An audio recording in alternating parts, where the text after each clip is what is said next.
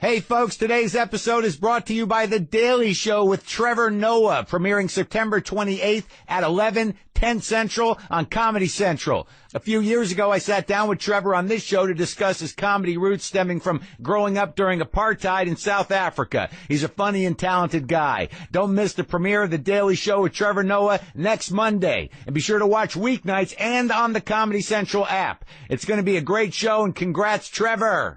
Today's episode is also sponsored by Squarespace. Squarespace is the easiest way to create a beautiful website, blog, or online store for you and your ideas. Squarespace features an elegant interface, beautiful templates, and incredible 24/7 customer support. Try Squarespace at squarespace.com and enter offer code WTF at checkout to get 10% off. Squarespace. Build it beautiful. Oh, man. Lock the gate!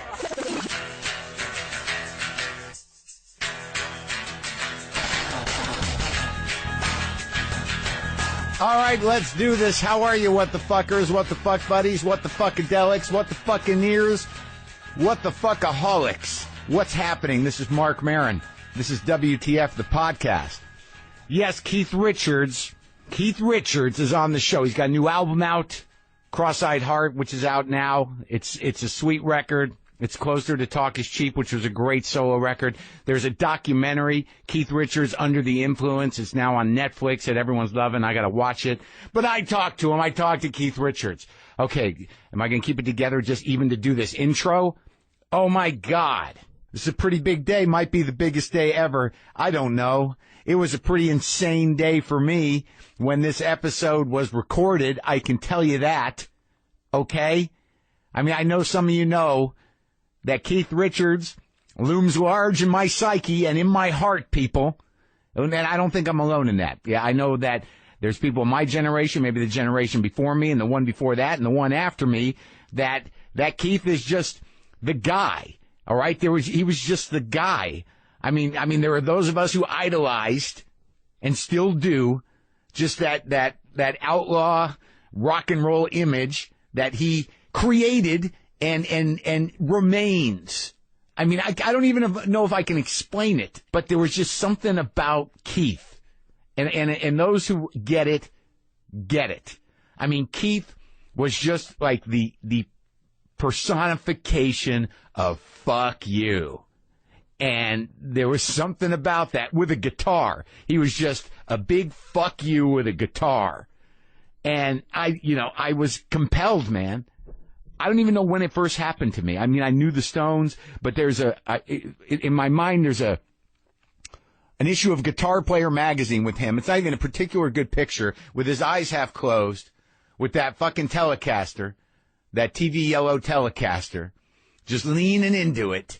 And I was like, God damn it, that's it. That's all of it. That's all you need is whatever's going on right there. That's all you need. And it wasn't even about necessarily, it wasn't even about like being in a band or anything. It was just something about Keith and about drugs and about fuck you and about style and about all of that. I mean, I'm fortunate that I didn't pursue the exact life he represented. You know what I mean? I mean, not so deeply that I died for it or got strung out. I'm also fortunate that I didn't pursue a life in music. I only say that because I just wasn't cut out for it. I was not that good a player.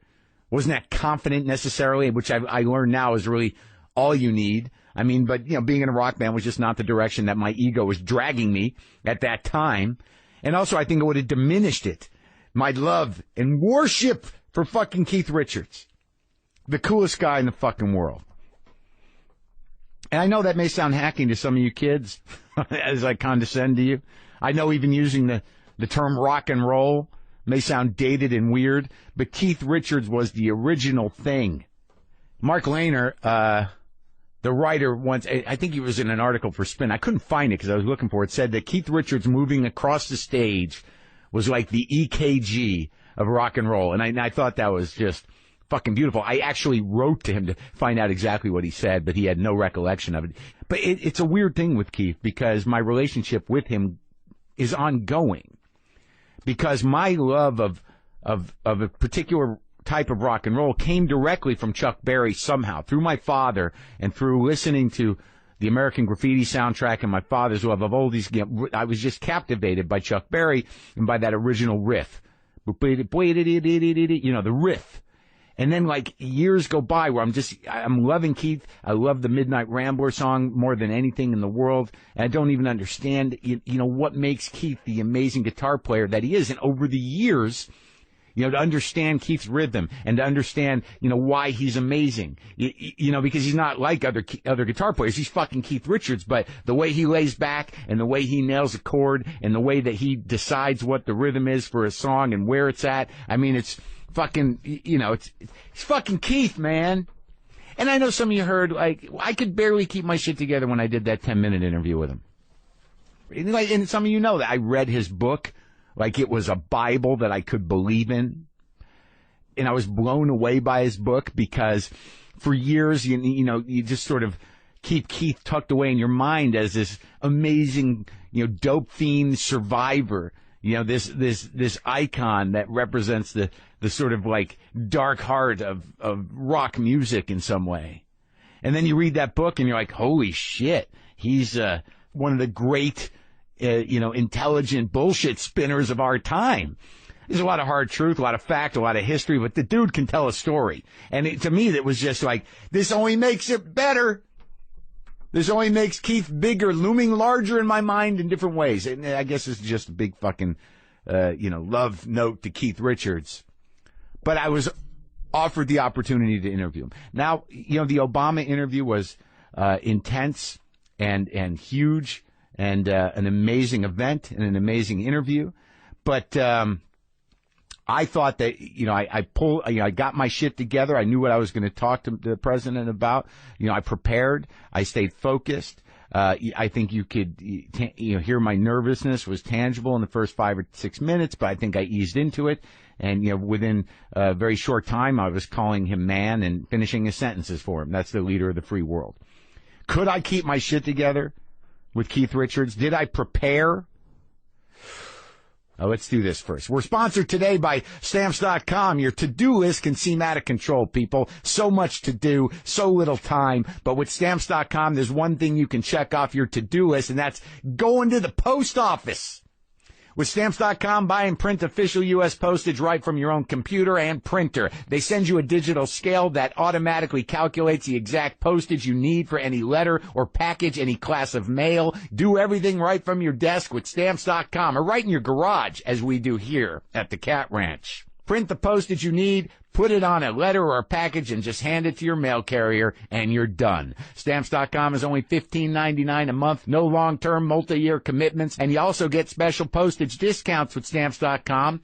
And you can use Stamps.com with my promo code WTF. Start a 4-week trial with a $110 bonus offer that includes the digital scale and up to $55 of free postage. Don't wait. Go to Stamps.com, and before you do anything else, click on the microphone at the top of the home page and type in WTF. That's Stamps.com.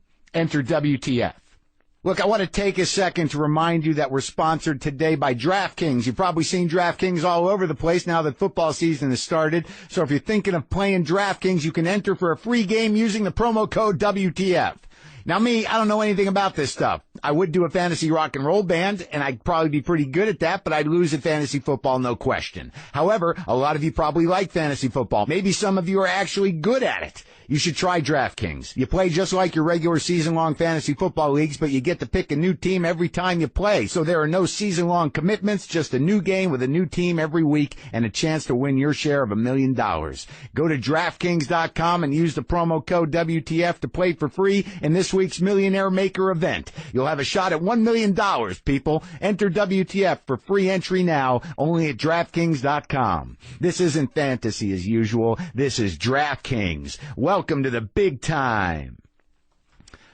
So my interview with Keith was to take place in New York City.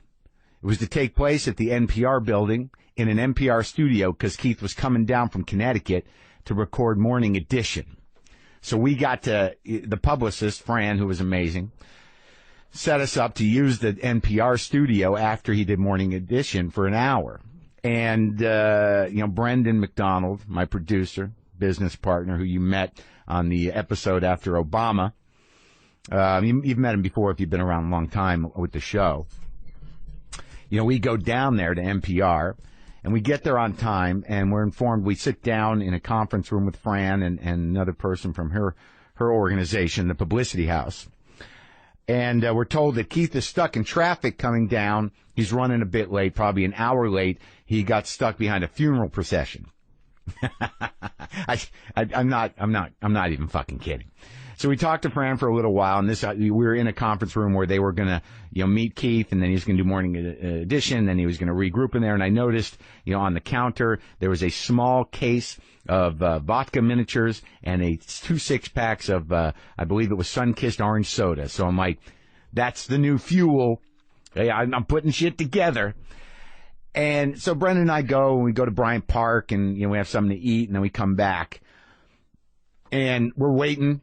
And Keith's about to show up, we were told, and I don't even want to see him. I don't want to see him. I don't want to have eye contact with him. I can't handle it, man. I can't handle it. So Keith shows up. I hide in an office. He goes into the studio to do morning edition. And at some point, I'm talking to Brendan. I'm like, this is fucking crazy, dude. We're at NPR. It doesn't matter. I'm going to interview Keith Richards it's just crazy, man. And I was trying to keep it together, but this was sort of a big deal when somebody is your childhood hero. It's like, some of you got all excited when so-and-so signs your baseball. Yeah, I mean, come on. Waiting to meet Keith Richards, the guy that I think defined a lot of my personality for a lot of years. Like I said, I'm lucky I lived, and I'm lucky that there was some part of me that didn't let me drift into complete pseudo-Keith Richardness. There was always some part of me, some part of my mind or my heart that would throw me a line when I got too far out to drift and saved me from sort of living on the dark side. But there we were, me and Brendan, waiting to talk to Keith Richards. He's in the studio at NPR, National Public Radio in New York City. And at some point, a woman comes up she comes out of a hallway a bit frantic saying, he's smoking in there. He's smoking a cigarette in there. And I was like, oh, that's so fucking beautiful. Keith Richards is smoking in an NPR studio. Of all places, oh, fucking the human fuck you lives on. And the beautiful thing is no one was going to fucking stop Keith Richards from smoking a cigarette. No fucking way. So I'm waiting, and we're just waiting, and then I hear that he's finishing up, and then I go hide in this office because I do not want to see him. I do not want to meet him. I don't want to do anything. So then we're told that he's going to regroup. He's going to go into the conference room and reload, whatever. So I go into the studio, and it smells like cigarettes. There's an ashtray there. There's a pitcher of water. I've got my little tube of nicotine lozenges, and I'm sitting in there, and I got my little scribble sheet, and I'm waiting for Keith. And I was just sitting there, and then there's commotion. And I see outside the booth in the glass, Keith Richards walking in with a Captain America T-shirt on. And, man, I don't know, dude. Like, I stood up and I'm like, Keith, oh boy. So I guess, so we sat down. And I'd like to say that I kept it together. I'd like to say that the nervousness, the fanboy excitement receded, or I got it together after a few minutes like I did with the president. But I don't think I did. I was very excited and beside myself. And, we talked a lot about music. I've loved the Stones a long time, and, I'm sort of hung up. We talk about Bill Wildman, the original bassist. We talk about, the whole arc of the career. The history of the Stones is the history of modern rock and roll in a lot of ways. And I sat there with Keith. He came in.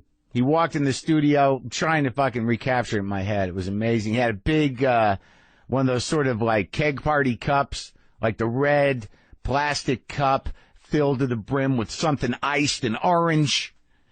And he was chipper and present and a little loopy, but it was I would have taken Keith any way it happened.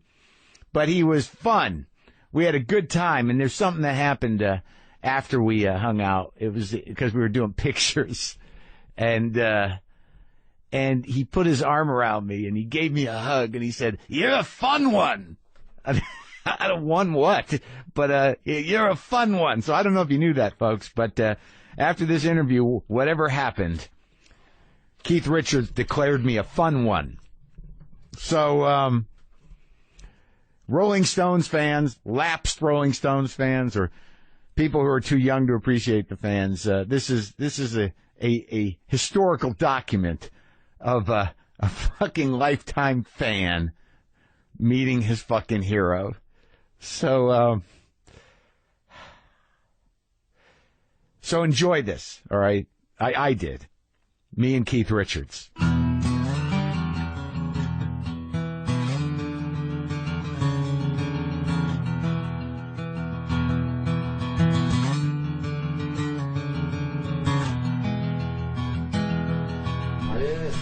Hey, man.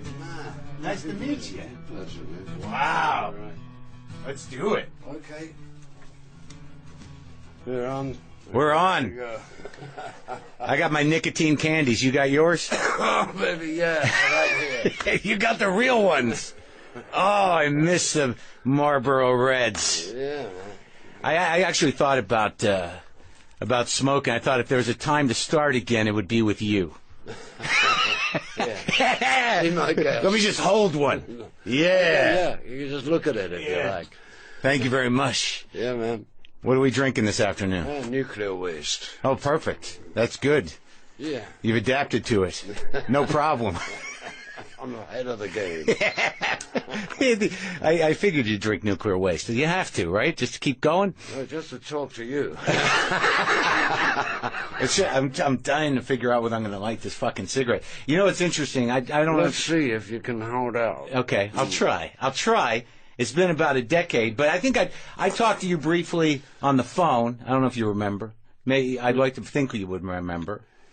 We talked. I told you that I started smoking because of you. I started drinking because... Oh, you're the one. I'm the one. Good one. That's good. But it was funny because I remember reading an interview with you, and they asked you what kind of cigarettes you smoke, and you said, well, Newport, sometimes Marlboro Reds. So I was about 14. I went out and got a pack of both and just, played it out, see what stuck. Yeah, I don't know where they got the Newports from. You've never said it. You've never tried it. Marlboro Reds, yeah. Yeah, right? Well, whatever. I was walking around with both in high school trying to figure out how to be Keith Richards. Oh, man. Yeah, it was a rough few years. But I was in school trying to figure out how to be Keith Richards, too. Strange, isn't it? You figured it out. Well, you're like, I interviewed the president a few weeks ago, and I'm actually a little more frazzled about this because, presidents come and go, but, you're Keith Richards. You remain forever. Yeah, that's one of the blessings. You're like royalty, man. Oh, I don't know about that. I've no crown. Yeah? Are you sure? I think you do. I think you do. Well, this is like I'll get through the nerves in a minute, but it's a big deal to meet you because you're a big idol of mine. Now, when you started playing and you guys started to, sort of come into your own, do you remember the first idol of yours that you met? Oh, Little Richard. Really? Yeah. And Bo Diddley. Really? Yeah, because we were thrown onto this tour. I mean, before that we'd been working clubs, suddenly we had a record and we were thrown on this tour with Little Richard, Bo Diddley and the Everly Brothers. And so I suddenly met, half of my childhood mentors and all in one, and I'm working with them too, which was an amazing education. I mean, that's a university for me.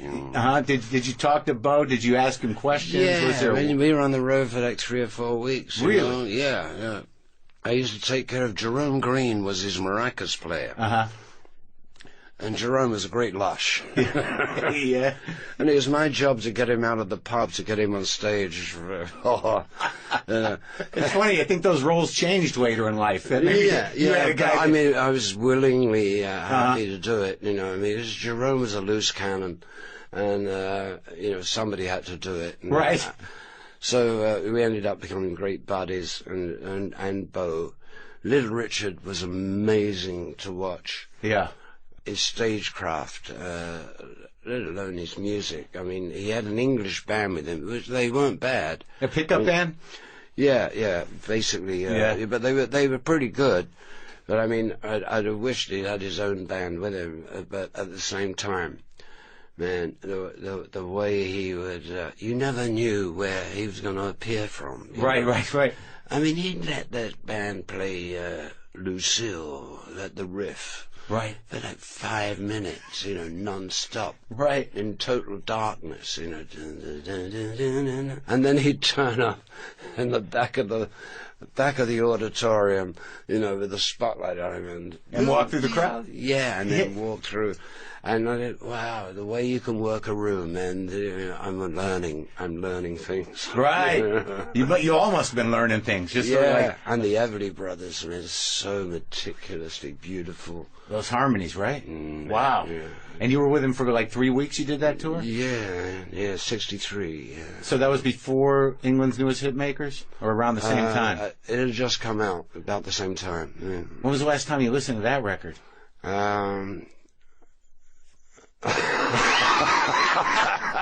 The odd track, now and again. Yeah. It's a weird thing because, like, I listened to that record a lot, and I came to the Stones like much later because I'm 51, so I was picking youngster. It up. Right, but that record, I played the shit out of that record. To me, that was the pure intention, the birth of it all. Yeah, in a way, I guess it was for us anyway, and it was recorded in this little room that professed to call itself a studio. Yeah. And the whole walls were covered in egg boxes. That was called soundproofing. Right, first class, top notch. And it was a Grundig 2-track, but it was hung on the wall. Yeah. Instead of, if it was on the table, it would have looked like, unpro. But it hung on the wall. Give it a professional feel. Yeah, man, we cut the whole damn thing on that, and it was, so I started on 2-track, really basic. Yeah. Did you do Honest I Do? Yeah. Is that on that one? Yeah. Can I Get a Witness? I think. Witness, yeah. Tell Me. Tell Me, yeah. And like that, you set out to be a blues band. Yeah. Right? That was the intention. Pure, straight up. Yeah. And at that time, you know who I talked to? I don't know if you guys are friends, and a couple of weeks ago I talked to Richard Thompson. And yeah. We're not friends because I hardly ever see him. I don't know, but I know the man. Because I think he was a little younger, but he was talking about the scene in London at that time. There were so many bands, and you guys would all see each other late at night, like at restaurants, and see each other play all the time. And what was the scene you were involved in? It was all blues, right? Yeah, I mean, we were strictly at that time, at the beginning of the Stones, strictly. We were almost Jesuits. Well, let's say missionary. But no, our whole aim was to turn London on to rhythm and blues on the blues. And right. That was like the scope for the whole universe would be right. That and to have 3 or 4 or 5 gigs a week, and and that would be, that's it. Who were your guys early on? Who were the dudes that you were the most trying to emulate on the guitar, like before Chuck, the straight up blues dudes? Right, T-Bone Walker. Oh yeah. And Muddy Waters, right. For his simplicity, Buddy guy. Yeah. Slim Harpo, or was that later? And Slim Harpo, man. Jimmy Reed. We were hard on Jimmy Reed. Yeah. Because we were not so much interested in being a virtuosos. I mean, it was how those guys got that sound. Right.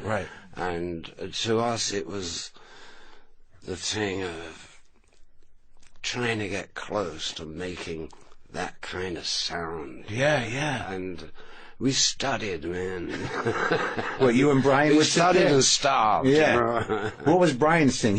What was he into most? Were you both into the same thing? Brian, very big into Jimmy Reed. Okay, yeah. So that's where that came from. Yeah. Mm-hmm. Well, so Mick and I were also into it, but Brian had the records. Right. We didn't. Mick had the Muddy Waters, and I had the Chuck Berry. Brian had the Jimmy Reed. Okay, all right. So, I mean, there was an obvious collection, you know, and a connection. But Jimmy Reed stuff, I still think is some of the most beautifully recorded stuff, and it's so simple. Yeah, he does a weird thing right on the 5. The 5 string. He leaves that open. Because if you're playing an E, when he's playing the 5 chord, he lets the 3 chord, the 7th note, still hang. Right, he leaves the A open, right? He leaves it open. I learned that from Bobby Goldsboro. Oh, really? Yeah, I mean, He hipped you to that? bus. He hipped me to that because he'd been on the road with Jimmy Reed. So he hipped me to, you know, the weird thing that makes that sound is like he does this. Yeah. He leaves the open A string going, you know.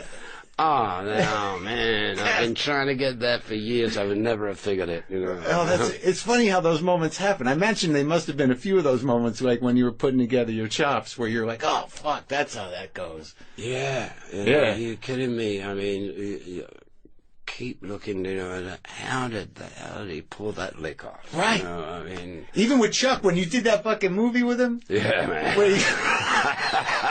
Bless his heart. We had the argument about the beginning of O Carol. Yeah. That was touch and go, man. Well, that was him testing me out, you know, and pushing. Chuck always has to be numero uno, right? You know, I mean, after all, the movie's about Chuck. Yeah, right. Hey, to me, I'm living my childhood dream of being second guitar behind Chuck Berry. You know what I mean? Yeah, it's like, you never knew what a pain in the ass that would be, I guess. I tell you what, at the same time, yeah, he's a funny guy. I mean, it just, what are they, mercurial. Mm-hmm. Yeah. One minute, he's like, grouch, and then he'd like piss off for half an hour. Yeah. And he'd come back and he'd be back on top. I don't, what, did he take a hit or something? He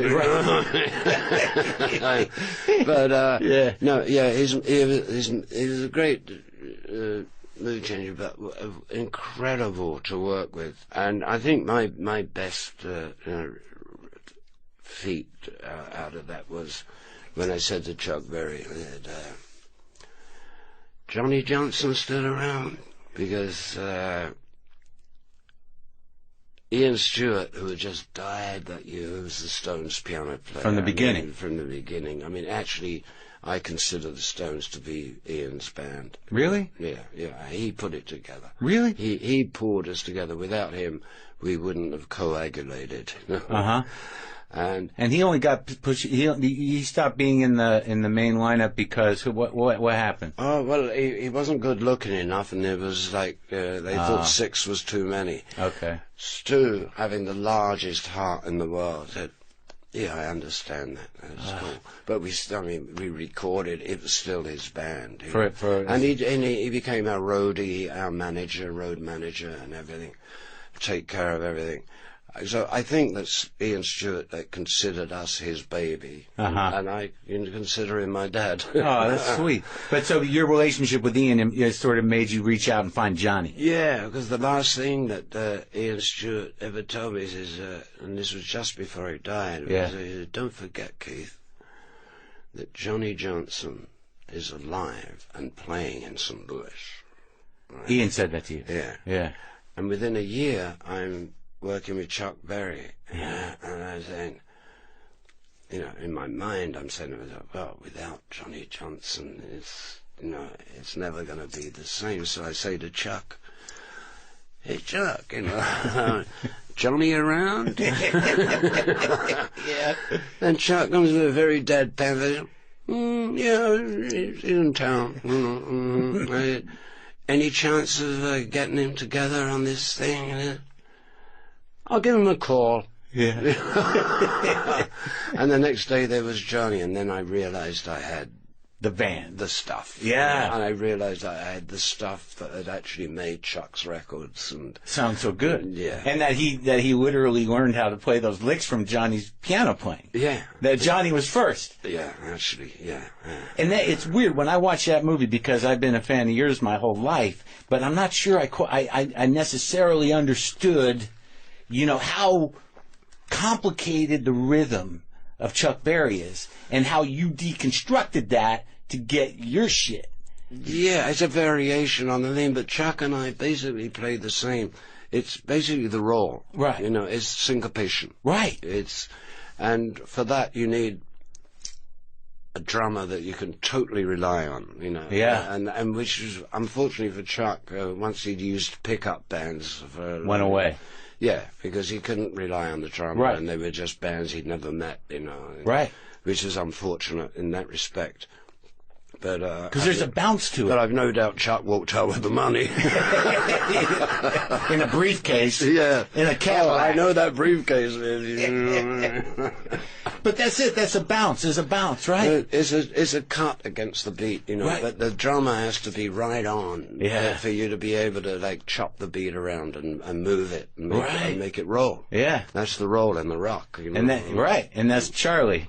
Yeah, solid. Can I count on that man or what? You know, yeah, fantastic. Yeah, you know, I imagine you know, but yeah, I think what was it? Abco reissued a few of the old ones. Yeah, they reissued "Get Your Yayas Out," right? So I used to listen to that shit in high school, right? And I put on the reissue, and I had this moment in my living room where I'm like, "Holy fuck!" Bill and Charlie are holding this whole thing together right now. Yeah. Hey, nothing like a good rhythm section. Like, until I heard that remaster and the way you guys were all fitting together, I was like, Jesus, man, that's so solid. But I don't know why. I think in the live situation, I think Mick even said something about it, that they were nailing it that night. Do you have memories of those nights in particular that you recorded? And you know, when you're on stage, no, quite honestly, no, because I'm not thinking about we're being recorded or filmed, which is even worse, because people get aware of the cameras and they start to tighten up. You know, no tightening up. But I try and forget all about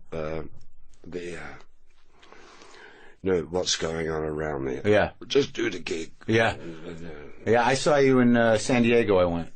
Just now, the first night of the tour. Yeah. It got better and better, too, and that was a good show. Man. It was a good show. It was a great show. I was nervous. I was nervous for you. I don't know what the hell's wrong. I love you.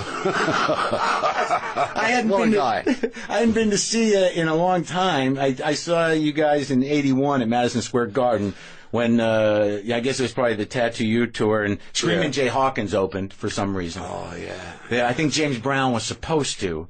And then something happened. I don't know what happened, but probably didn't like Screamin' Jay. Yeah, I don't know, but it was just weird. Screamin' Jay comes out with the voodoo stick. I don't even think he had a fucking band with him. It was like everyone in Madison Square Garden's like, "What's happening?" And then you guys came out, and I didn't go see you because I don't know, it was strange for me when Bill left. Was it strange for you? Absolutely, I was furious. I sent out the hitman. Except I love him so much. Yeah. I can't go that far. Yeah. I'll just break your legs. Yeah. Right. It was a hard call, man. Yeah. He tire out? Yeah. And also he developed this fear of flying. Oh, really? So he was like driving to every gig, which is like, sometimes they were so far, but right. And eventually he decided, it was his decision. Yeah. To call it the day, and I said, "You kidding me, man? What are you gonna do, right? You were in the RAF in 1956. Yeah, right. Schlepping around in Germany. Yeah. And he was adamant, and he made his decision, and maybe it was right for him. Right. And all I can say is that, I get Darryl Jones. Yeah. He was great. It was great. It was the first time I'd seen you guys in a long time. And like I said, I was nervous because I hadn't seen you in 35 years. And man, you sounded great. And I mean, there was moments there where, we've improved over time. Yeah. You've gotten good. I think you're really tight right now. You're good right now. I'm going to take it up. Yeah. But the experience of it was, like there was moments where Mick was running back and forth. Do you ever like at the point where you guys are at now? We're mature gentlemen. You're a little more mature than me. Do you have moments where you're like, I hope he doesn't fall the fuck down? Oh no, I never worry about. No, Mick is so nimble, man, and it's crazy. Yeah, I mean, Charlie and I always watch Mick in case when you get out there in the audience that you're not hearing the beat the same as it actually is. But we're actually experts. He's crossed the beat. Okay, and we can change the Mick. Yeah. Oh, we're like a safety net under Mick. He doesn't realise it probably, but I mean, Charlie and I always say, okay, we got it. We got him. We can actually do that. Yeah, that's hilarious. Yeah, well, that's what the job of a band is, to like support the front man. Yeah. And now, when you got because when we talked before, you talk a lot about the band and your band and the band, but I have to assume that when you guys started out, at the beginning, you were just a bunch of buddies, right? Yeah. Yeah, and it just evolved into this brought thing. together by the music. Right. Who was the guy that you guys used to play with or play at his club when you started? Was it Alex Corner? Is that who it was? Yeah, Alexis Corner. Alexis Corner. Yeah. The Ealing Club, And he was like a blues impresario? Yeah, he at the time probably had... the blues nailed down in London. Right, If you wanted to hear blues, you had to see Alexis. He's the only guy playing it, basically. Right. And also he had Cyril Davis, who was a great harp player with him, and they were good. Alexis wasn't particularly, that good. I remember Alexis. One night invited Mick and me up to do a number. Yeah. And Mick and I said, no, we're going to do Roll Over Beethoven. Yeah. Alexis immediately, he used to use a thumb pick. Okay, yeah. He cut his strings and, I'll leave it to you. And he just took it? Yeah, he didn't want to play that rock and roll. Oh, really? So he's a real purist? Well, kind of. Yeah. But also, he appreciated rock and roll and everything, but I mean, he knew that he couldn't. He wouldn't be an addition. Right. I'm gonna bow out on this one. Well, on the new record, I listened to it like a couple of times. Cross-Eyed Heart's the name of the record, right? Yeah. So the first song, like I noticed, you're going way back for that. I mean, that's pre Jimmy Reed, that's pre Muddy Waters, Robert Johnson. That's Robert Johnson. Because I noticed, it's a tip of the hat to Robert Johnson. It's like Hellhounds on My Trail almost, man. It's like it's just a piece. Yeah. Like you can hear you breathing. You can hear every squeak of your fingers and every pick. It's all very raw and organic. And then you're just like, that's all I got. that's the riff. And no, it's not even. It's like it's almost like a blues meditation. Yeah. You know what I mean? I thought that would be when we got all the tracks together. If we're going to put that blues in, it might as well be the starter. And then it's like when people walk into movies and they say the overture. Yeah. There's sort of a subtle overture, isn't it? And then you bookended it with Good Night Irene, another blues, different style, more of a folk blues, but on both sides you got Leadbelly. Yeah, you got Leadbelly and Robert just holding it all in. Yeah, I wanted to do a couple of classic American folk songs. Right. And the weird thing that happened is that Tom Waits had sent me a big book on Leadbelly, and it had just arrived, and I just put it on the table. Yeah. And at the same time, and a few hours later, in walks my guitar man, Pierre de Beauport. How long you been with that guy? A million years, right? Pierre, since early 90s, 91. Yeah. Brilliant guitar. I mean, I'm lost without him. Yeah. I mean, he decides which guitar I'm going to play on songs. That's how much I trust him. And he walked in with this 12-string. So I'm looking at this book of Leadbelly. Yeah. That Tom Waits has just sent me, and I'm looking at this 12-string, and I'm saying, I have no choice. I've been ordered to do Good Night Irene. Yeah. It's pretty haunting music, some of his stuff, huh? Oh yeah, Leadbelly was deep, deep, and I found the original lyrics, which are much. I know, I didn't know them. Yeah, they're much raunchier than because then it became, you get the black and white minstrels singing it. I mean, and it became like a an American folk song, maybe, you know, Right, yeah. people would waltz to it and stuff. No, But it was kind of a dirty song. The real show. Yeah.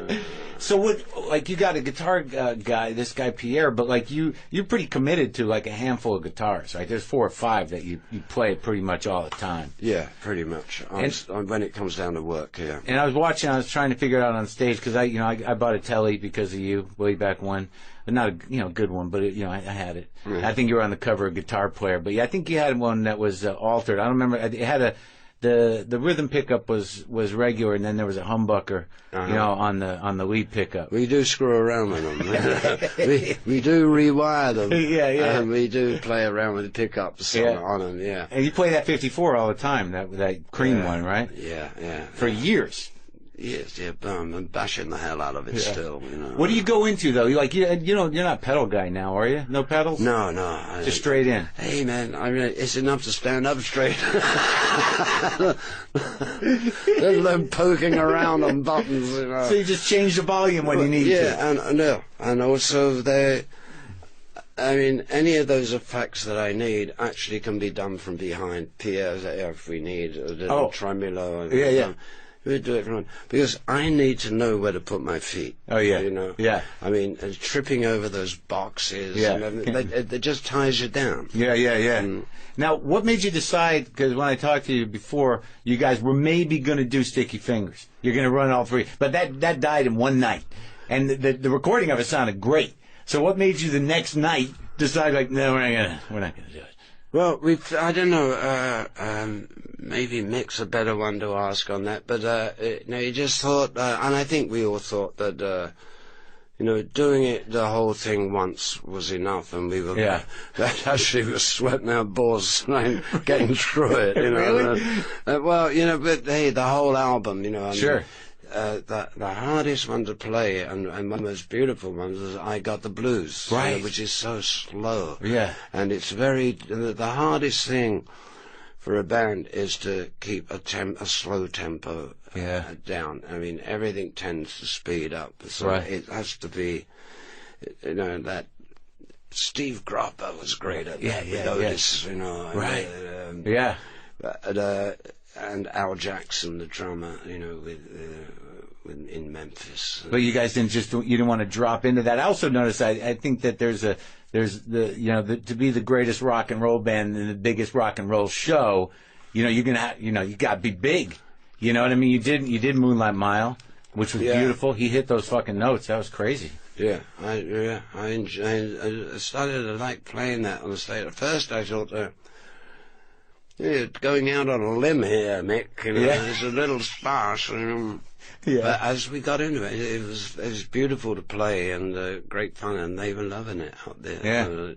Speaking of Otis, I was thinking about because he could lay back on that groove, but I was thinking about what did you after Satisfaction was a hit, and then he decided to cover it. That must have been a big fucking day. Yeah, that was put another crown on, baby. Yeah, right? I mean, for one of our songs to be covered by one of the greatest R&B singers of all time, it was, let's die and go to heaven, or wherever. I know, because that was basically the cream on the whole thing. And then Aretha did it, and and then we were in double heaven. Yeah. But no, it was great to get that respect and that respond and reciprocation back from. Hey, after all, we play black music, right? And we're white as white can be. Yeah, and he found that groove though, to make that a soul song was something, huh? Yeah, it was amazing. And it was just amazing that these people that respected and admired so much would do one of our songs. And then you played on this record, on the new record. Did you use Spooner Oldham, right? Spooner's there, yeah. And he played with Aretha on some of the big hits, right? Yeah. Down in Muscle Shoals. So that must have been amazing to work with that guy. You'd worked with him before? No, first time I've ever met Spooner. Although I've known him, I feel like I've known him for years because he's been on so many regular. It was actually Graham Parsons that first pointed out Spooner Oldham to me. Really? And that was in like 71. He knew it. He felt it. Graham knew country music, and Spooner was basically a country music player at that time. And, I didn't even know that he was still around. And a couple of phone calls, Steve Jordan, bless his heart, the man I work with, and who co-wrote these songs with me and produced it. Great drummer. Fantastic drummer. Been playing with him a long time on your solo stuff. Yeah, I was turning. Charlie Watts said to me in about 85, 86.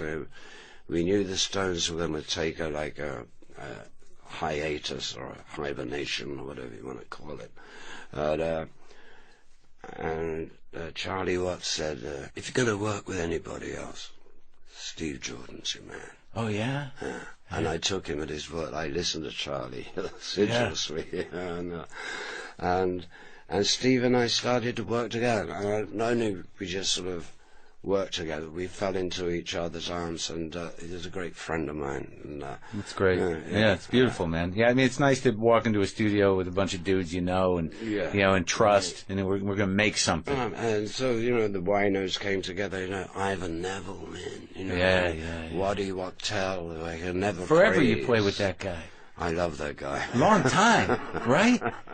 Great player. Great. Yeah. It's simpatico. Yeah. And this was the last record that Bobby Keys played on?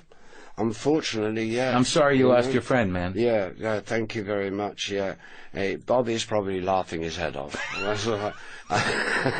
and we had no idea that was going to be his last recorded stuff when we did it.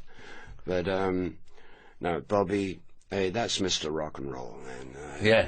As large as Texas, if not larger. Between the two of you, it's like you're both Mr. Rock and Roll. He certainly lived the life. He certainly did. Yeah. Now, when you lose somebody that you've been with around with that long, but I guess at some point you realize that we're all living on borrowed time, and he certainly didn't waste any, right? Right. No. They said, I ain't got no time to lose, baby. Is that what he said? No, before you met Graham, though, you were into country music, but do you think Parsons really kind of blew your mind on it, or what? It's just that I met Graham in London. He was actually with the Byrds at the time. They'd done Sweetheart of the Rodeo. Yeah.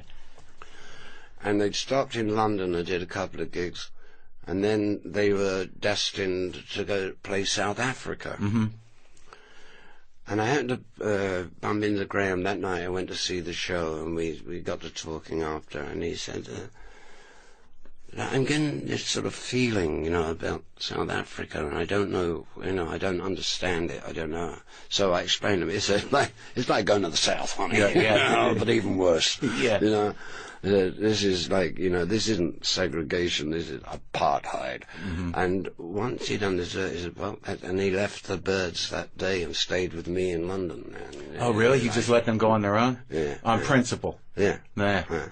That's fucking beautiful. Yeah. And, they became very, very close friends. Had a few cold turkeys together. Sweat it out? Yeah.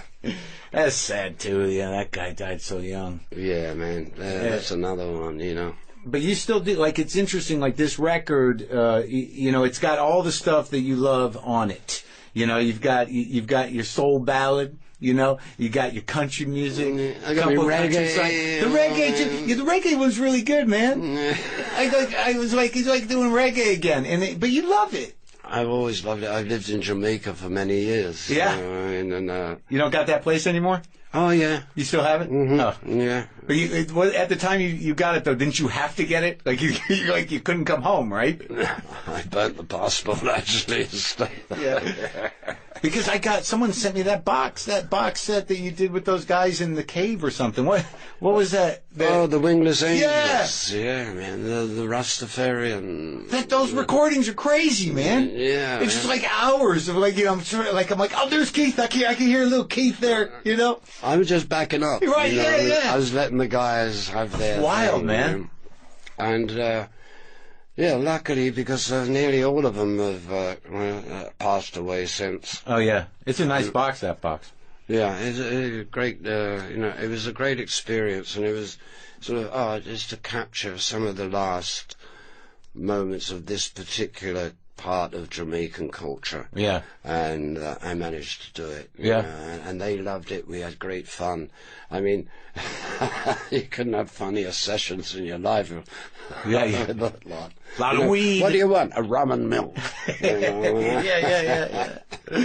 So in terms of being at the age you're at now, and then sort of the type of songwriting you're doing, because there's a couple of songs on here like on the new record, like Amnesia and Nothing on Me, like where I felt were sort of like celebrations of being still alive in a way. You know what I mean? In a way, I guess everything is.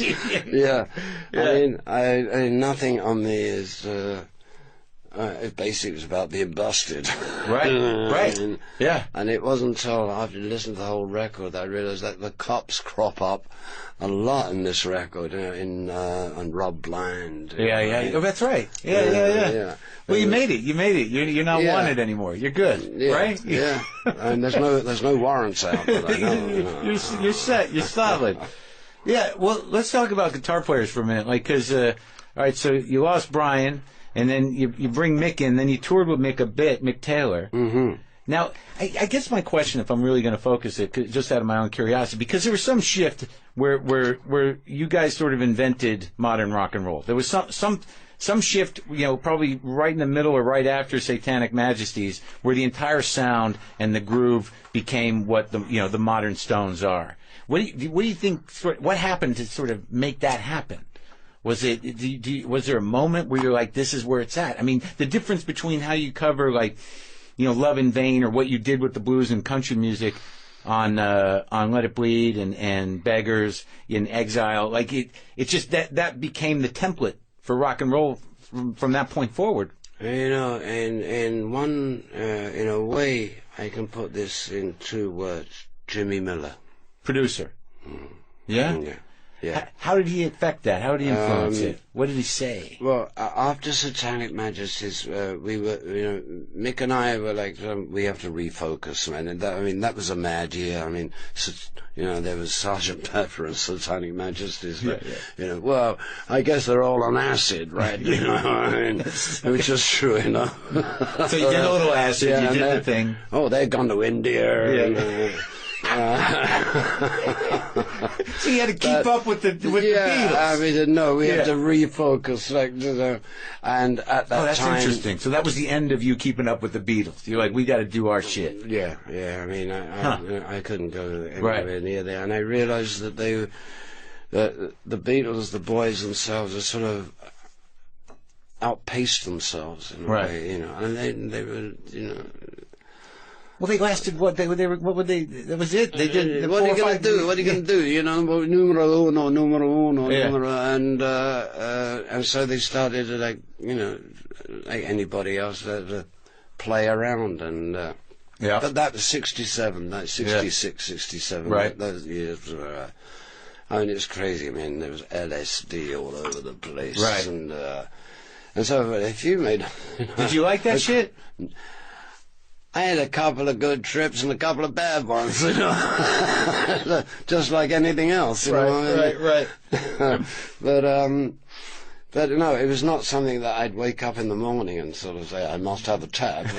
Right. Because then what are you going to do for the next 3 days? Yeah, no, it's crazy. Yeah. It was interesting. Yeah. And I mean, I don't say I don't regret any of it, but it was an experiment. Right. But I think, in a way, it kind of shook Mick and I up, because we said, boom, now we really got to tighten up. This is why we got Beggar's Banquet. And I got to say that Jimmy Miller was the key in tightening the band up and refocusing, so to speak. Well, it seems like you guys, like you said about, doing, yeah, you want me to do it. About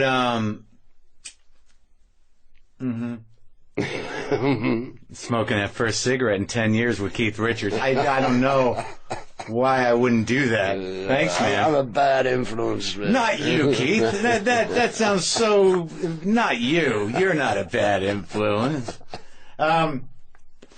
So, but in terms of because when you talk about it, you know, I got the blues, you know, and that laid back thing. I mean, somebody, you know, relaxed the band, and if it was Jimmy Miller, how did he do that necessarily? You know what I mean? Get you into that groove, because your sound is pretty different from Aftermath to fucking Beggars.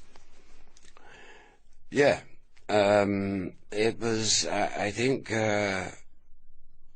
after the Satanic Majesties, I think we'd actually reached the end of our tether. Mm-hmm. You know, we'd been working 350 days a year for like 4 years. You know, I mean, there was. You know, where did you go on your vacation? Vacation? Forget about it. Right. You know, Yeah. If we weren't on the road, we were in the studio. And I think, basically, even at that age, you know, we'd pretty much worn ourselves out.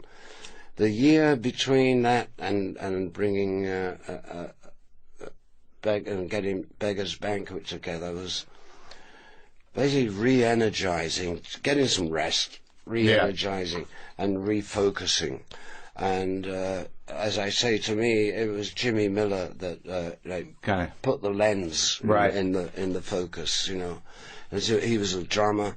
He had a great sense of sound, and he loved the band. You know, I mean, and he brought out the best in us. And did Brian die in the middle of that? Somewhere around there, But Brian, I mean, he's the kind of guy you love to hate. Yeah. Oh, really? Yeah. I mean, he was brilliant but annoying. Is that what you're saying? Brilliant, yes. Beyond annoying. No, that motherfucker. Yeah. He would, you know, we'd be in Chicago and play a gig, and he'd get asthma, and I got to play 3 weeks in the Midwest without another guitar player. I mean, so thank God the girls were screaming loud enough. But, I mean, I'm trying to cover all bases. Yeah. And then I find out that he was out of the hospital the next day, and they're hanging around screwing groupies and excuse me, man, we need a little more dedication. You know? You need a guitar. You got a job. Yeah. You have a job. You're in a band. So it went kind of from there, you know. I mean, that he was, you know, he became a drag. Yeah.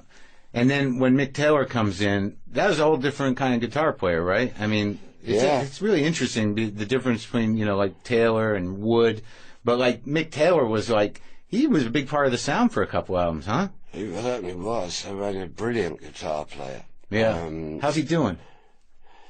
The last I saw him, he's doing all right. He's a bit chubby. But that's his privilege, right? Yeah. But he plays great, and we worked together for a couple of years. But, you know, Taylor, you know, I mean, to me, I'm a guitar player, but, you know, on my own, I really, I mean, it doesn't interest me. My interest is in playing off of the other guy and what you can put together, because two guitars can sound like an orchestra if you do it right. Right, play off each other. And that's really what as Ronnie and I, call it, the ancient form of weaving. Right. You know? Yeah. It's like where you don't know who's playing lead, who's playing rhythm. That's what you did. It all switches through, you know. And Mick Taylor was kind of his own dude, right? Yeah. So I had to readjust for that. And, And at that same time, I just gotten into the 5-string thing, so I was rearranging my sound. And where'd you learn that? I tell you what, Ry Cooder was the first cat that I learned it from. I saw playing it. Yeah. I didn't learn it because he wouldn't teach you anything. Right. Ry keeps his secrets, and bless his heart. Yeah.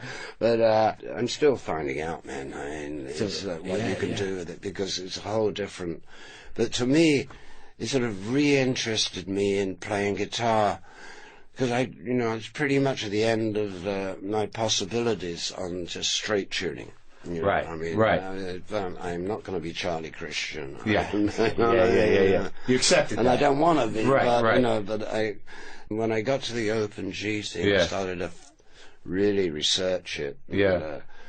How to play a minor chord with open G, you know, is And you get all of these resonating notes and drone notes and stuff. That fascinate and still do, you know. So. Well, that's the genius of Keith right there. It's funny. You're talking about the Beatles. I can't believe I'm smoking my first cigarette in 10 years with Keith Richards in an NPR studio. Huh? Huh? How about that? Fuck everything. We're smoking at NPR. Yeah. You know what album I love? What song I love is when you play with George Jones. Oh, on the Bradley Barn thing. I fucking listen to that all the time, man. That was a real honor for me. Was it? I mean, yeah, to work with George Jones. I mean, first off, Graham Parsons and I, you know, Graham Parsons, George Jones is like and he's the singer. The greatest singer. No, amazing. What he's there with, you know, Aaron Neville is another cat that can use the voice as if it's, you know, effortless and do anything with it. You know, in fact, Frank Sinatra once said that he thought George Jones was the second best singer. You're right. I would take exception with that. Oh yeah, right. Amazing voice. Amazing voice, and a great guy. Crazy as nuts in there, but. Were you guys playing off each other in the studio at the same show? So you did it live, just like that. For you to feel it too, man. So that's a beautiful song. Darling, there's talk around town. Yeah, it's fucking great. And you played with you did a record with Jerry Lee. Yeah, and Jerry Lee is another great friend of mine. Yeah, still? Yeah. He's still hanging in, huh? Man, he's amazing, man. Yeah. I guess you old devils got to stick together a little bit. I guess. We've had our tiffs and we've had our, you know, but no, Jerry and I, you know, it's sort of a recognition of similar souls. Right, And you were able to play with Muddy? And you played when Buddy's still around, so you play with him sometimes? Yeah. Buddy was on the show with us in Minneapolis. Or Milwaukee. Did you play with Wolf? Howlin' Wolf, once on that Shindig TV show. Yeah. Oh, I think we didn't actually play with him. No, I was there. And you watched? Yeah, I once woke up in his house. How'd that happen? Well, I don't know. I fell asleep at Muddy's. I woke up in Howlin' Wolf. In Chicago? Yeah. It was some party or something, you know. They must have carried me from one on. What are we going to do with this white kid? I don't know. We'll just take him with us. You know. What the fuck? There must have been a lot of lost weeks, Keith. There must have been a few here and there. Yeah. How do you level up? How do you manage? I mean, we don't need to get too far into it. You got pretty strung out for a few years. Oh yeah. And deliberately, you know, it's an experiment. Yeah, is that how you view it? An experiment for a few years. Yes, I'm the laboratory. Yeah. When did you realize that the experiment was over? It was going on too long. Yeah. You know, I mean, you've been threatened with, you know, 7 years hard time, you know. That'll do it? Yeah. I love my band more than I love the stuff. Oh, good. Yeah. So you're able just to taper off and get into a management system? Boom. I just kicked it. Yeah. You know, what a relief, huh? Yeah, in a way. I mean, I got sick of dealers and junkies, you know. Because that's, you end up, in that stuff, and you realize that the only people you're talking to are like, they strung out cats? That's right. Like, you're in a hotel room full of people you don't know who are waiting for the man and all that. And, right. And so it was time to cut that out and cut it. You know what's scary about that is that if you're in a room full of 5 or 6 of those dudes or whoever that attracts, if you go down, if you fucking OD, you know what? You're going to be alone in that room. Oh yeah. No one's going to fucking call the cops. No one's going to. Right? Yeah, man. Oh shit, he's down. Let's go. I've seen the bodies. Yeah. It's a scary fucking world. Oh my God. I didn't realize you put out a new book that I downloaded to read on the plane, Gus and Me. Oh, and I read your children's book. I thought it would take a little longer. It took me 8 minutes, but I downloaded it. It took me 4 minutes to read it. And to write it. Yeah. But it's really a pretty book. I mean, did you ever think in your life that you would be a children's book writer? No, you think, I mean, the idea came up. I thought, you kidding me? Right. Who came up with that idea? The publishers of Life, of my own book. They'd come up with this idea about, there was a chapter in there about my grandfather, and they said, this could be a really, like, nice children's story. And I thought, if I'm going to write anything and do anything for kids, I can only talk about something I love, which is my granddad and the guitar. So it was, in a way, it was like taking my hats off to Gus, who was great to me. He threw you a line. He was your lifesaver. It's it's a cute little book. And your daughter illustrated it.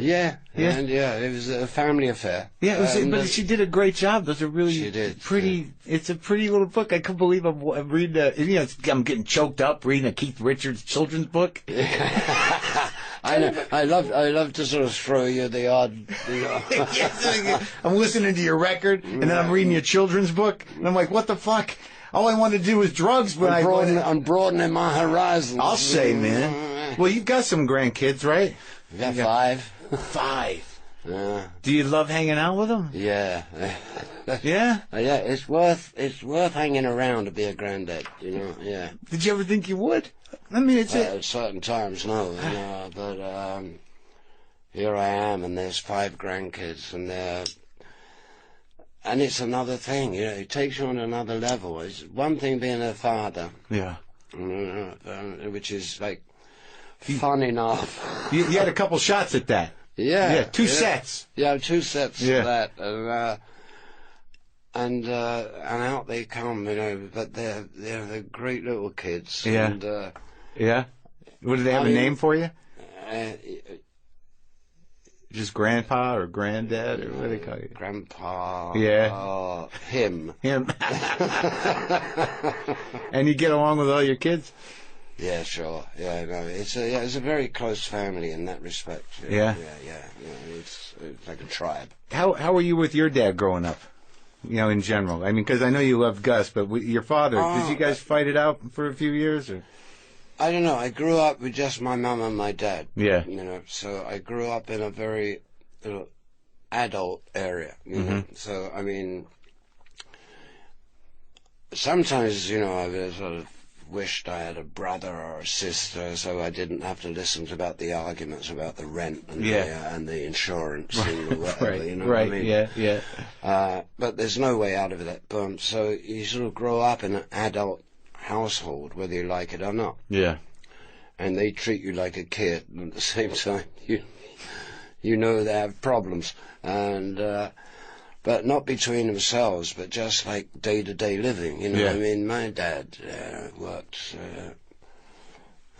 He worked his life for General Electric, making tubes. Right. So of all things. Of all things, yeah. And this I'll get around to in a minute. So I leave home 17, like the bird leaves the nest, and within a year, my mum and my dad had split up. I think I was the only reason to stay around, but so suddenly I'm making some bread. Immediately I thought, take care of mum. Yeah. My dad, whatever, for 20 years, no contact whatsoever. Really? Yeah, and in 82, I think 81 or 82, I just sent a note and said, see if you can get this through to my dad. Why haven't we seen each other for so long? So my dad comes down to my house, I send him, and I'd taken Ronnie Wood with me because I wanted protection. So meet my dad after 20 years, I was scared shitless. Really? Yeah, in a way, I mean, I needed some kind of support. Yeah. And out comes me dad, 20 years old, a little old bloke, grey, and we snapped to straight away, I mean, we just, got on, and I had more fun with him for the next 20 years. I showed him the world, You know, said, get on this plane, come on, and then he's got Brooke Shields sitting on his lap, and yeah. And I gave him the whole world he hadn't seen, and for the last 20 years of his life, we were like, we played dominoes endlessly, you know, with a load of other guys, you know, and he liked his rum. Yeah, there you go. But he could drink us all under the table. Man. Oh yeah? It was amazing, you know. That's beautiful, man. And your mom? Bless her heart, yes, always saw her. And the funny thing about my mum is that she knows she's going. And I went to the hospital, you know, to the clinic. When was this? It was 2002, I think. And so I brought a guitar with me, and I was sitting on the end of the bed, and she said, Keith, this morphine's not bad, is it? You're 93 at last. You know? Now you get it. Yeah. Oh, that's fucking beautiful. So the new record's great, man, and Cool, man. Love everything you do. And now, I guess, like to finish up, like when you look back, not so much about regrets, but is there anything you're still pissed off about? Is there anything stuck in your craw about the way things went down? I could have lived without being busted, and without being like, you know, cops putting things in my pocket, stuff. Oh, that happened, yeah. Oh yeah, got set up. It was terrible in London. Oh, the first big bust. Yeah, no, there was a second one. You know, what have we got here? Oh, really? But I did have the pleasure of that gentleman. His name was, at the time, was Constable. And it was Constable. Constable. Yeah, he got to be sergeant or something before he was finally checked. Nothing to do with me by then, but I just read in the paper that he was getting sentenced to 5 years. Oh, really? Yeah, you don't even know why. Fuck him. Yeah, well, probably for the same thing. Setting people up. Just corruption or whatever. You know, it was a bent station, and you know, it's one of those things. You know, cops ain't perfect, and nor am I. So Ronnie's good. Ronnie's good. Charlie's good. You and Mick are good. Yeah, everything's all right. Yeah, and looking forward to doing some more. Yeah. All right. Well, thanks for talking to me. It was a real honor. Really fucking amazing. Real pleasure, and a rather laugh. Yeah, and you fun. smoked your first cigarette in 10 years. Yeah, with Keith Richards. Come on. Thanks, man. Pleasure, man.